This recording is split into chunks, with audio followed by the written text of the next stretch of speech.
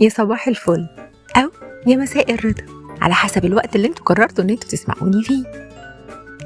بقالنا قد ايه ما لمسناش حاجة حقيقية، شاشات باردة، رسائل سريعة، وصداع مش بيخلص. التكنولوجيا سرقت مننا اللحظة. النهاردة في لحظة سلام مش هنقفل الموبايل، بس هنتعلم ازاي نفتح باب للهدوء وسط كل الزحمة دي. عارفين بقى ايه أصعب حاجة في التكنولوجيا؟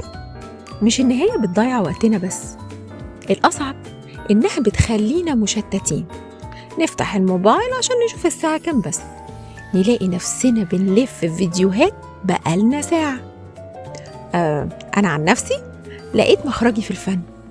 لما بمسك ورقة وقلم أو أبدأ أقص قصاقيس الورق عشان أعمل لوحة، بحس إن الزمن وقف. الموبايل يفضل بعيد وإيدي هي اللي بتشتغل، مش صباعي اللي عمال يعمل سكرول. الفن مش بس رسم، الفن هو إنك تدي لنفسك ربع ساعة تعمل فيها حاجة حقيقية، حاجة كده بتتحس وبتتلمس. جربوا النهاردة، بدل ما تقلبوا في الفيسبوك قبل النوم، وامسكوا كتاب أو اسمعوا لحظة سلام بتاعتي. ارسموا خطوط عشوائية أو حتى رتبوا ركن صغير في البيت.